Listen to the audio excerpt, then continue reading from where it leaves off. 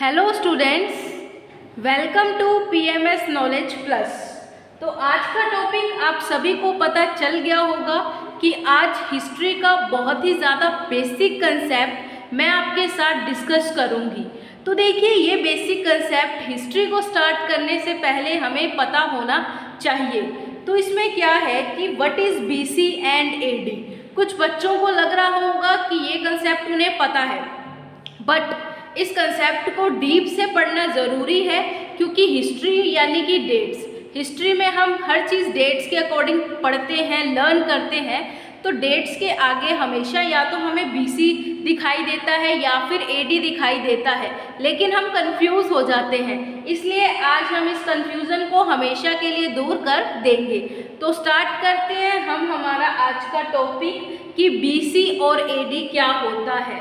तो देखो, मैथ्स में जैसे सभी के पास 10th तक मैथ्स होगी, अगर 11th में किसी बच्चे के पास नहीं है तो वो कोई बड़ी बात नहीं है। तो देखो, हमने मैथ्स में क्या सीखा है। हमने मैथ्स में एक नंबर लाइन हमेशा सीखी है, ठीक है। उसे मैं आपको थोड़ा सा क्लियर कर देती हूँ कि ये नंबर लाइन हम मैथ्स में ड्रॉ किया करते थे, ठीक है। बीच में हम बनाते थे 0 डिग्री, ठीक है। इस साइड हम बनाते थे नेगेटिव्स और इस साइड हम बनाते थे पॉजिटिव, यानी कि इन्फिनिटिव तक हम कहीं भी जा सकते हैं नेगेटिव, और यहाँ इधर होता था प्लस वाला इन्फिनिटी। तो ये है हमारा मैथ्स की नंबर लाइन।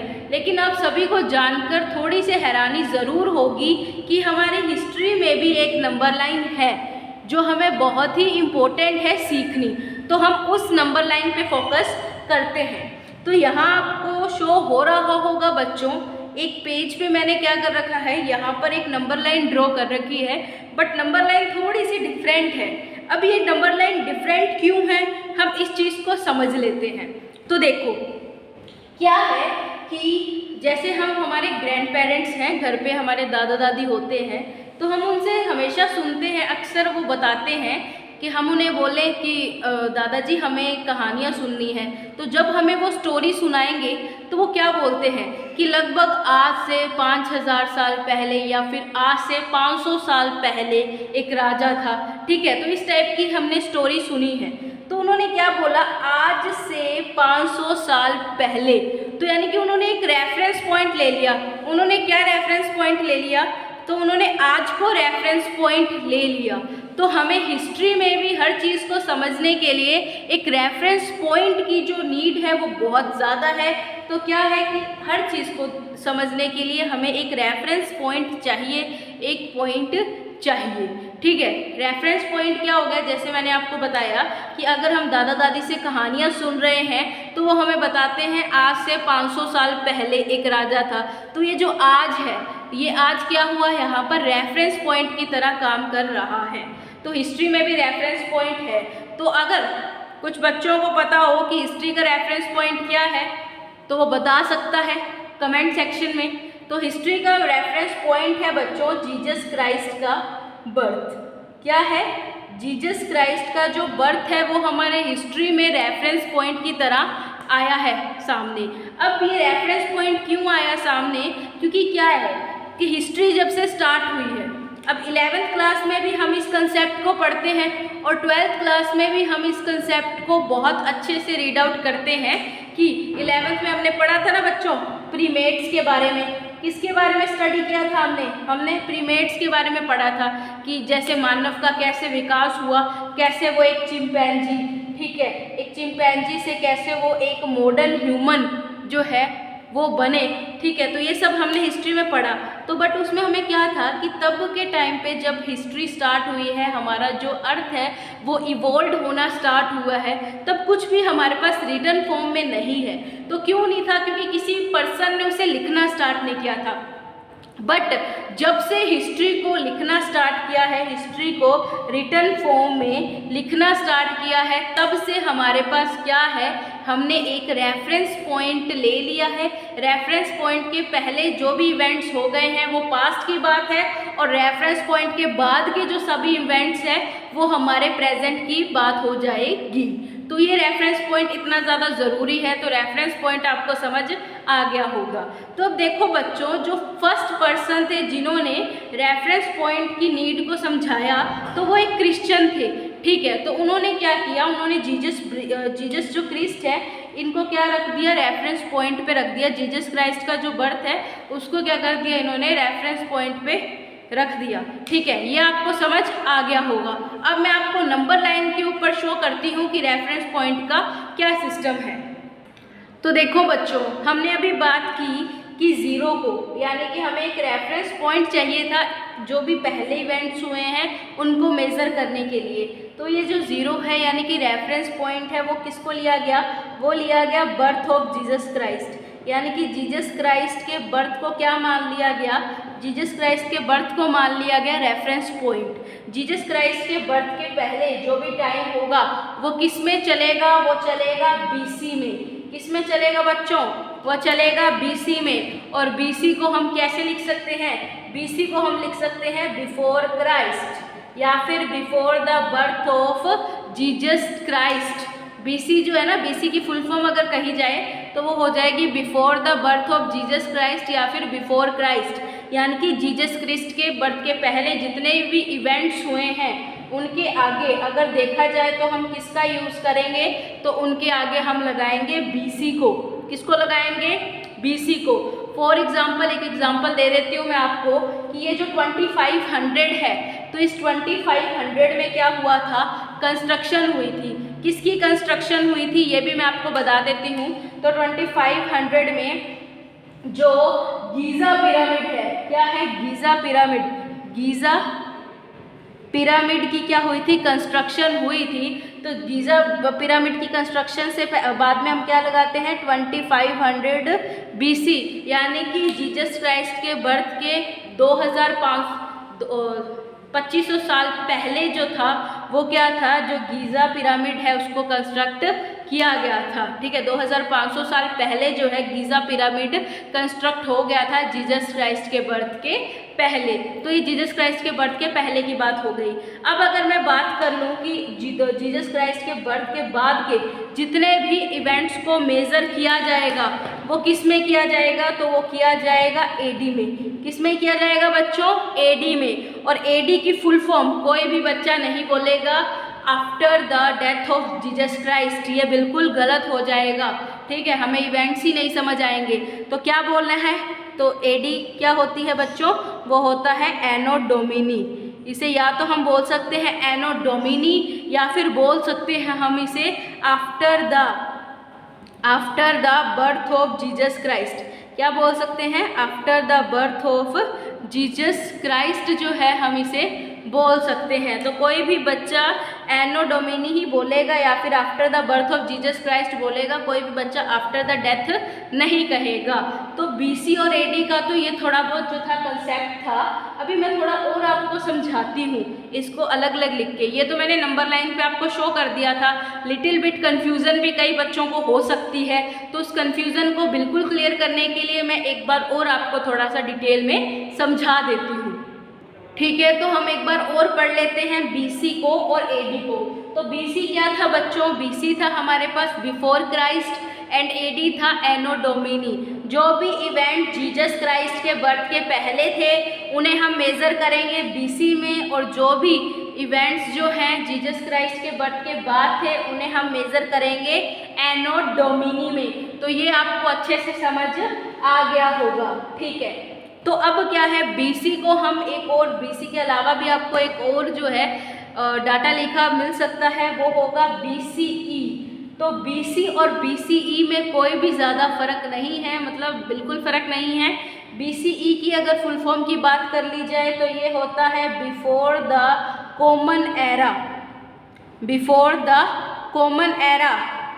ठीक है, और अगर एडी की बात कर ली जाए तो ये होता है इसमें भी क्या होता है, इसमें एडीई हो सकता है बट ज़्यादा तक नहीं होता। तो हमें यही लर्न करना है एडी एनो डोमिनी, या फिर बोल सकते हैं हम after the birth of Jesus Christ. क्या बोल सकते हैं, after the birth of Christ या फिर जीसस क्राइस्ट। तो ये आपको क्लियर हो जाना चाहिए।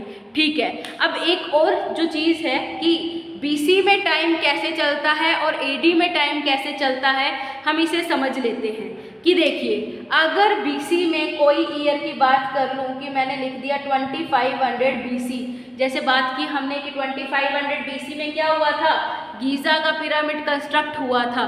तो अब नेक्स्ट ईयर 2500 BC के बाद का जो नेक्स्ट ईयर है वो कैसे आएगा, तो वो होगा हमारा कौन सा होगा बच्चों, तो वो हो जाएगा 2499 BC। तो ये जो है वो क्या होगा, नेक्स्ट ईयर हो जाएगा। शायद अब आप कंफ्यूज हो गए होंगे, मैं आपको फिर से बता देती हूँ कि BC का क्या होता है। BC का ये सिस्टम होता है, जो इसका टाइम चलता है, जो इसके ईयर चलते हैं वो उल्टे चलते हैं। कैसे चलते हैं, उल्टे चलते हैं। एक बार मैं आपको थोड़ा सा और क्लियर कर देती हूँ कि उल्टे ईयर्स कैसे चलेंगे BC में। अब देखो आप इस टेबल को थोड़ा सा और देख लो कि इसमें मैंने क्या लिखा है कि 2500 BC के बाद का अगर नेक्स्ट ईयर की बात कर ली जाए तो वो कौन सा होगा, तो वो होगा 2499, और इसके बाद का जो नेक्स्ट ईयर होगा वो हो जाएगा 2498। तो इसमें क्या है, जो ईयर्स हैं वो उल्टे चल रहे हैं, रोलिंग चल रहे हैं, ठीक है। यानी कि क्या होते हैं, BC में आपको याद रखना है जो ईयर्स हैं वो रोल बैक होते हैं, उल्टे चलते हैं। इस चीज़ को आपको याद रखना है हमेशा, अगर आपको कंफ्यूजन से बचना है तो। लेकिन AD, ठीक है, AD में क्या होता है, AD में जो भी ईयर्स हैं वो क्या चलते हैं, वो सीधे चलते हैं। फॉर एग्जांपल 2021, इसके बाद क्या आएगा 2022। अब ये तो मैंने क्या बना दिया, ये मैंने ईयर ही चला रही हूँ, ठीक है, ईयर चला रही हूँ। उसके बाद क्या आ जाएगा 2023। तो इस टाइप से जो है ये जो टाइम है ये उल्टा, ये सीधा चलता है। मतलब एक ही बात समझनी है आपको कि जो BC है उसमें टाइम उल्टा चलेगा, AD में जो टाइम है सेंचुरी में वो क्या होगा, सीधी जो टाइमिंग है वो इनकी चलेगी, ठीक है। तो इतना आपको कंसेप्ट समझ आ गया होगा। अब बात करते हैं हम एक और छोटे से कंसेप्ट की, तो वो क्या कंसेप्ट है वो आप देख लीजिए। अभी यहाँ पर थोड़ी लिटिल बिट कन्फ्यूज़न आपको लग रही होगी कि सेंचुरी मैम आप 2021 2022 चला रहे हो, उसमें आपने एक साल ही आगे बढ़ाया है। शायद मेरी लिखने में मिस्टेक हो गई होगी, ठीक है, बट आप समझने में कोई मिस्टेक नहीं होनी चाहिए। एक बार मैं आपको समझा देती हूँ फिर से। जो सेंचुरी होता है ना बच्चों, वो क्या होती है, 100 ईयर्स की होती है। सेंचुरी क्या होती है, 100 ईयर्स की होती है, ठीक है। इस चीज़ को आपको बस हमेशा याद रखना है कि जो सेंचुरी है वो 100 ईयर्स की है। अगर मैं बात कर लूँ कि अभी कौन सा सन चल रहा है, कौन सा ईयर है, तो अभी ईयर चल रहा है 2021। कौन सा चल रहा है बच्चों, तो अभी चल रहा है 2021। अब क्या है कि अगर मैं आपसे पूछ लूँ कि कौन सी सेंचुरी चल रही है, तो कुछ बच्चे तो बोलेंगे मैम 22nd सेंचुरी चल रही है, बट ये बिल्कुल गलत है। अब मैं आपको बताती हूँ सेंचुरी को मेज़र करने का तरीका। तो देखो क्या तरीका होता है कि ये जो हमारा 2021 है, ठीक है, इसमें जो आगे वाला नंबर है 20, हमेशा हमें इसमें ऐड करना है। यानी कि अगर आपसे पूछ ले 2021 में कौन सी सेंचुरी चल रही है, तो हमें बोलना है 21st सेंचुरी चल रही है। कौन सी सेंचुरी, 21st सेंचुरी चल रही है, ठीक है। अगर अब आपसे कोई क्वेश्चन दे के पूछ ले, ठीक है, एक और क्वेश्चन देती हूँ मैं आपको इसी टाइप का, फिर आप मुझे बताना कौन सी सेंचुरी चल रही है। क्वेश्चन है आपके पास 2021 इस ईयर में, ठीक है, इस सन में। तो अगर आपसे कोई पूछ ले कि कौन सी सेंचुरी चल रही है, तो आप क्या बताओगे, तो आपको बताना है कि इस 25 में इसके आगे वाले नंबर में हमें क्या ऐड कर देना है, फर्स्ट ऐड कर देना है, 1 ऐड कर देना है। इसमें शायद आप थोड़े से कंफ्यूज हो जाओ, मैं आपको इसी अकॉर्डिंग बताती हूँ, ठीक है। अगर आपको कोई कह दे कि इस टाइम में, ठीक है, 100 साल ही हुए हैं ये आगे, ठीक है, तो इस टाइम में कौन सी सेंचुरी चलेगी, तो कोई ये नहीं कहेगा कि 43rd सेंचुरी चल जाएगी। नहीं भैया, इतनी बड़ी आगे सेंचुरी नहीं चलेगी। हमें इस 21 में क्या करना है, +1 ऐड करके क्या बना देना है, 22 बना देना है। और फिर हमें क्या बताना है, कौन सी सेंचुरी चल रही है, 22nd सेंचुरी चल रही है। कौन सी सेंचुरी चल रही है बच्चों, 22nd सेंचुरी चल रही है। तो सेंचुरीज को ऐसे मेज़र किया जा रहा है। अब देखो बच्चों, मैं आपको पहले ही बता देती हूँ कि कोई ईयर वगैरह कोई भी सेंचुरी लिखने में अगर मैंने मिस्टेक कर दी हो तो वो एक हाइपोथेटिकल एग्जाम्पल है, ठीक है। एग्जाम्पल से मैं आपको समझा रही हूँ। अगर थोड़ी बहुत लिखने में कोई मिस्टेक आ जाती है तो जस्ट इग्नोर इट। आपको समझ आना मेन मोटिव है मेरा, ठीक है। तो आपके लेवल पर जाकर समझाना है मुझे, यही मुझे फोकस करना है। अब देखो, मैं यहाँ पर दो कंडीशंस लेती हूँ आपके सामने। एक तो मैं लेती हूँ जो हमारे गौतम बुद्ध है उनका बर्थडे, और एक मैं ले लेती हूँ हमारी फर्स्ट बैटल ऑफ पानीपत। क्या ले लेती हूँ? फर्स्ट बैटल ऑफ पानीपत, ठीक है। तो अब देखो, बुद्धा का जो जन्म है वो कब हुआ था?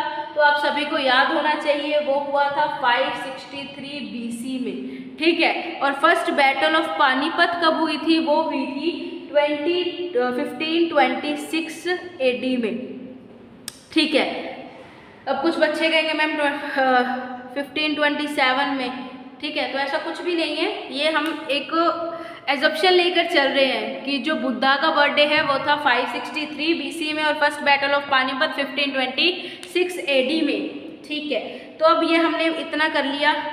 अब हमें क्या करना है, यहाँ आपको शो हो ही गया होगा, यहाँ पर मैंने BC का यूज़ किया है, यहाँ पर मैंने AD का यूज़ किया है। अगर आपसे कोई पूछ ले बच्चों कि बताओ कि बुद्धा का जो बर्थडे है, अगर आपको जानने के लिए इंटरेस्ट हो या फिर आपकी ज़्यादा ही कन्फ्यूज़न बढ़ जाए तो आप इस टाइप से आइडिया लगा सकते हैं। अगर आपसे कोई पूछ ले कि बुद्धा जो है उनका जन्म आज से कितने साल पहले हुआ था, यानी कि रेफरेंस पॉइंट उन्होंने क्या ले लिया? आज को ले लिया। आज क्या चल रहा है बच्चों? 2021 चल रहा है। तो आपको जल्दी से क्या कर देना है? कुछ नहीं, थोड़ा सा माइंड गेम यूज़ करना है। आपको 2021 में क्या ऐड कर देना है? बुद्धा की बर्थ डेट 563। तो इसको एडिशन करेंगे तो क्या आ जाएगा हमारे पास? 2584, यानी कि क्या हो गया? 2584 ईयर एगो जो था बुद्धा का जन्म हुआ था। तो आपको बिल्कुल भी टाइम नहीं लगाना इसे बताते हुए कि आज से 2500 साल पहले जो है बुद्धा का जन्म हुआ था। तो ये आपको बुद्धा का जन्म पता चल गया होगा। ये उसी केस में होगा, उसी केस में आपको प्लस करना है जब आपके पास आ जाए BC, ठीक है। आपको BC के केस में ही प्लस करना है, याद रखिएगा, आपको BC के केस में ही प्लस करना है। अगर आपके पास आ जाए AD, ठीक है, क्या है बच्चों? अगर आपके पास आ जाए AD तो AD में आपको क्या करना है? AD में आपको माइनस करना है। अगर आपसे पूछ ले कि बैटल ऑफ पानीपत आज से कितने साल पहले हुई थी, तो बैटल ऑफ पानीपत आज से 2021 है, ठीक है। 1526 को इसमें से माइनस कर देना है। क्या कर देना है? माइनस कर देना है। माइनस करेंगे तो क्या आएगा यहाँ पर? 495। तो यानी कि 495 ईयर अगो जो फर्स्ट बैटल ऑफ पानीपत ने हुई थी, ठीक है। तो ये आपको समझ आ गया होगा। इस कंसेप्ट को मैंने आपको इतनी डिटेल में इसलिए समझाया है क्योंकि हिस्ट्री में डेट्स का ही सबसे बड़ा रोल होता है, और डेट्स को क्लियर करेंगे तभी क्लियर होंगी हमें, अगर हमें BC और AD का कंसेप्ट अच्छे से क्लियर होगा। तो आई होप आपको आज की वीडियो बहुत ही ज़्यादा आसान लगी होगी और आपको ये पूरा डिटेल में कंसेप्ट समझ आ गया होगा। अब मिलते हैं स्टूडेंट्स नेक्स्ट वीडियो में। Thank you and have a nice day.